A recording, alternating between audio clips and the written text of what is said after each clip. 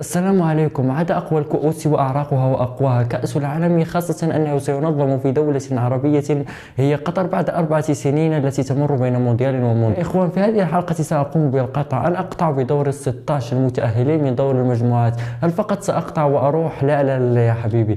في إن أصبت في 12 منتخبا فقد نجوت، وإن أخطأت فسيكون علي عقاب من اختياركم أنتم. علي أن أخطئ في 4 منتخبات فقط، وإن أخطأت أكثر فسأعاقب. سأخذ أكثر عقاب مكرر في التعليقات وسأنفذه. ما لا تعرفونه أنني ملك التوقعات. نعود إلى مونديال قطر 2022. ترى نحن كعرب نفتخر بهذا المونديال. ليست قطر فقط، هناك كلمة حق تقال في تحضير قطر للمونديال. يا إخوان، ملاعب خرافية تمكنك من مشاهدة مباراتين في اليوم الواحد، خاصة مع وجود تقنية المترو. قطر جهزت للمونديال أفضل تجهيز، وأنا أراه أفضل مونديال سيقام. خلاص يا إخوان، اعذروني حرقت عليكم دور المجموعات من كأس العالم. أنا سأقطع بالمتأهلين للدور الثاني. مستعدون؟ انطلق. المجموعة الأولى: البلد المضيف قطر، والمنتخب الإكوادوري، والمنتخب السنغالي، والمنتخب الهولندي. في هذا البرنامج أمنح لكل حق ذي حق. اتركوا العاطفة جانبا. دائما نصيحة يا إخوان، من أجل اختيار استخدم عقلك لا قلبك.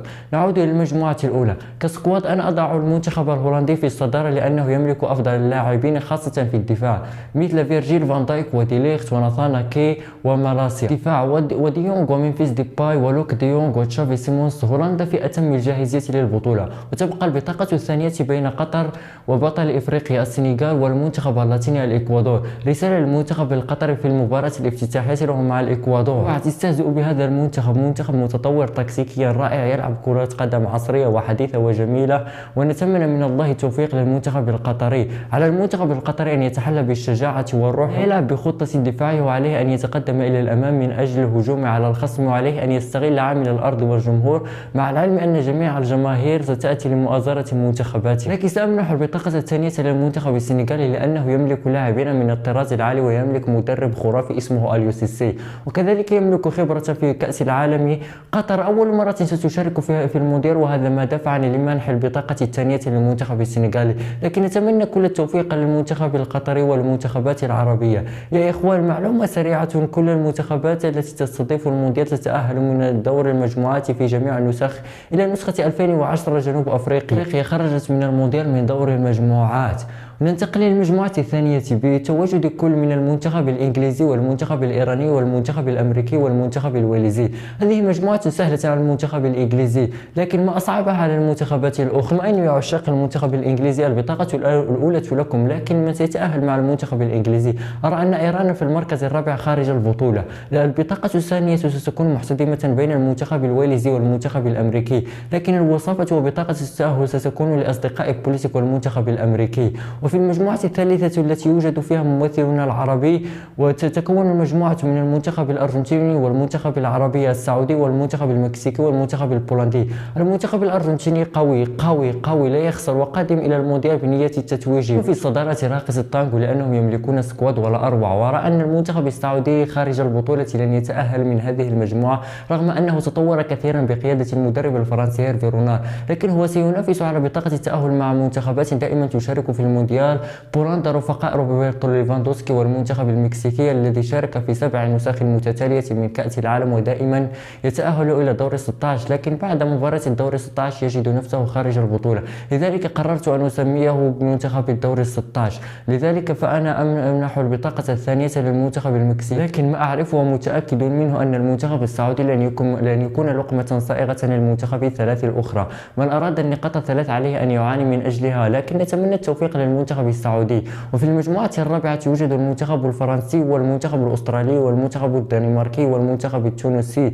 المنتخب العربي التونسي لا يملك أي حظوظ في هذه المجموعة، ولا يملك أي حظوظ للتأهل إلى الدور القادم، لأنه في مجموعة صعبة وتكاد تكون مستحيلة، وخاصة أن المنتخب التونسي تأهل بشق الأنفس ودعاء نادي تونس الصالحين بعدما سجل اللاعب المالي ضد مرماه وتم طرده بعد ذلك. لكن في الإياب لم نستطع تسجيل أي هدف. ربنا رأف بنا وأهلنا إلى المونديال. لكن يا إخوان، ما قصة المنتخب الفرنسي مع المنتخب الدنماركي؟ كل ما تكون فرنسا والدنمارك في مجموعة واحدة المنتخب الفرنسي يفوز باللقب. مثلا المنتخب الفرنسي كان مع المنتخب الدنماركي في نفس المجموعة في مونديال روسيا، فتوج المنتخب الفرنسي لكأس العالم. أرى أن هذه المجموعة سيتأهل منها المنتخب الفرنسي في الصدارة والمنتخب الدنماركي في الوصافة. ننتقل للمجموعة الخامسة التي تضم المنتخب الإسباني والمنتخب الكوستاريكي والمنتخب الألماني والمنتخب الياباني. في هذه مجموعة صعبة على ممثل آسيا منتخب اليابان. إسبانيا وألمانيا اسمين من العيار الثقيل، لكن ألمانيا بدون مدربها لوف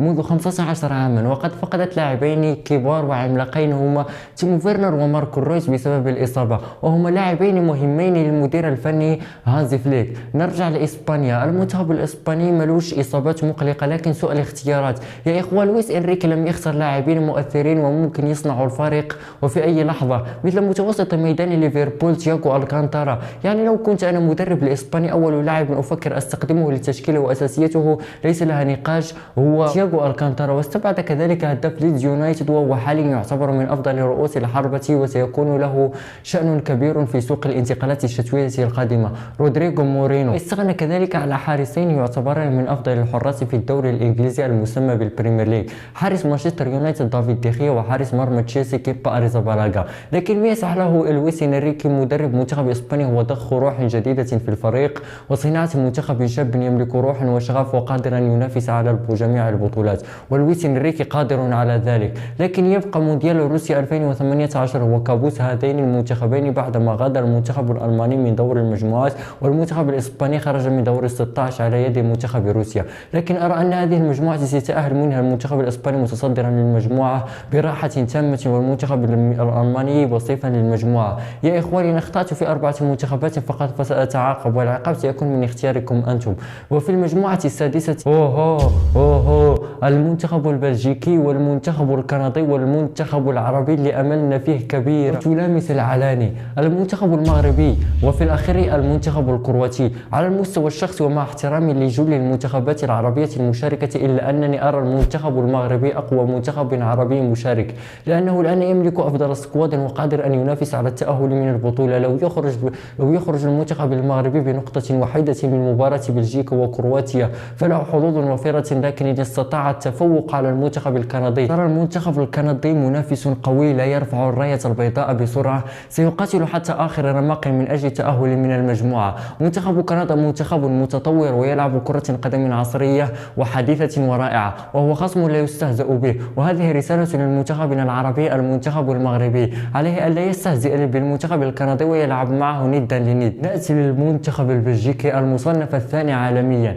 يملك لاعبين كبار ويصنعون الفارق. تكون متفوقا في اللقاء وفجأة يظهر كيفن دي بروين أو هازارد أو روميلو لوكاكو فيغيرون مجرى اللقاء كليا. إضافة على ذلك المنتخب البلجيكي قوي في المرتدات ومرعب في المرتدات. أذكر على سبيل المثال لقاءهم مع اليابان، المنتخب البلجيكي يسجل من أنصاف الفرص، ترى هجمة مرتدة على منتخبك وتلعب ضد المنتخب البلجيكي، رسميا يا حسرتك هدف على منتخبك. نأتي للمنتخب الكرواتي، سيكون هدفه في هذا المونديال تكرار ما حدث في كأس العالم روسيا 2018، لكن هذه المرة هناك منافسين مخيفين مدمرين ما علينا. هذه المجموعة أرى أن المنتخب البلجيكي متصدرا والمنتخب الكرواتي وصيفا للمجموعة، لكن سيعاني وسيتأهل بشق الأنفس. والمنتخب المغربي سيحتل المركز الثالث، لكن من يدري قد يتأهل المنتخب المغربي، وهذا ما نتمناه ونرجوه من الله. ونرجو من الله التوفيق لجميع المنتخبات العربية والذهاب بعيدا في هذا المونديال. المجموعة السابعة، هذه المجموعة تعنيني أنا خاصة بتواجد المنتخب البرازيلي فيها، وتتكون هذه المجموعة السابعة من المنتخب البرازيلي والمنتخب الصربي والمنتخب السويسري والمنتخب الكاميروني. المنتخب البرازيلي متصدر المجموعة، هذا كلام لا نقاش فيه ولا تعارض عليه. المنتخب البرازيلي يمتلك أفضل لاعبين، أقول أفضل جيل، بل هناك جيل أصدقاء بيليه. ترى في تلك الوقت البرازيل مخيف مدمر، أي منتخب يواجهه يفزع منه. أرى المنتخب البرازيلي في نصف نهائي كأس العالم ليس حبا للبرازيل ولا ورب السماوات والأرض، أنا من يمنح لكل ذي حق حقا، أنا من ينزل الناس منازلهم. نعم أنا أعشق المنتخب البرازيلي. البرازيل، وأتمنى فوزها بكأس العالم للمرة السادسة ووضع النجمة السادسة على القميص، لكن لم تكن تستحق ذلك فسأقولها بكل علانية. المنتخب البرازيلي أراه متصدرا للمجموعة، لكن من سيأخذ بطاقة التأهل كوصيف للبرازيل؟ المنتخب السويسري قوي وخير دليل على ذلك تأهله المونديال على حساب المنتخب الإيطالي، وستتسبب بمشاكل لأصحاب المجموعة. والمنتخب الصربي بجيل جديد قادر على أن ينافس به من أجل مراكز متقدمة في هذا المونديال.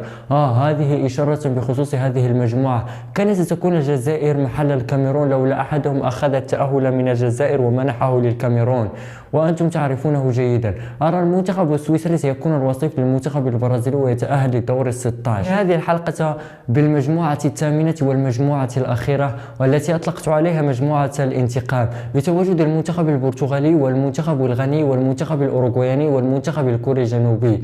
كل منتخب يريد الثأر من الآخر، إلا كوريا تقول ما لي أنا. ماذا المنتخب الغني من أجل انتقام من سواريز والأوروغواي بعد حرمانه من التأهل إلى نصف نهائي كأس العالم في نسخة 2010 بجنوب أفريقيا. ترى في تلك الليلة الشعب الغني ليس وحده من لم ينم، بل القارة الإفريقية كلها. سواريز في ذلك المونديال دمر أحلام قارة بأكملها. والبرتغال من أجل الانتقام وأخذ الثأر من الأوروغواي بعدما أخرجتها من المونديال الروسي وألقت بها في بحر الظلمات من دور الثمن، ويسعى رونالدو ورفقائه من أجل الانتقام ورد الثأر. لكن أنا أؤكد لكم وأقطع لكم بتأهل المنتخب البرتغالي والأوروغواياني إلى دور الثمن. أنا قد حرقت عليكم دور المجموعات من كأس العالم. أنا قطعت بتأهل المنتخب الهولندي والسنغالي من المجموعة الأولى، والمنتخب الإنجليزي والمنتخب الأمريكي من المجموعة الثانية، والمنتخب الأرجنتيني والمنتخب المكسيكي من المجموعة الثالثة، والمنتخب الفرنسي والمنتخب الدنماركي من المجموعة الرابعة، وإسبانيا وألمانيا من المجموعة الخامسة، وبلجيكا وكرواتيا من المجموعة السادسة، والمنتخب البرازيلي والمنتخب السويسري من المجموعة السابعة، وأخيرا المنتخب البرتغالي والمنتخب الأوروغواياني من المجموعة الثامنة. ما زلت على عهدي، إن أخطأت في القطع في 4 منتخبات قلت سيتأهل ولم يتأهلوا فخانة التعليقات هي لكم. قل لي هل أصبت أم أخطأت في قطعتي، ولا تنسى حتى أنتم القطع بالمنتخبات المتأهلة. أتمنى أنني قد وفقت في هذه الحلقة. أستغفر الله ولا إله إلا الله والحمد لله والله على كل شيء قدير، وعلى الله توكلت عليه فليتوكل المتوكلون. سبحان الله والحمد لله. أتمنى أن أراكم على خير. السلام عليكم.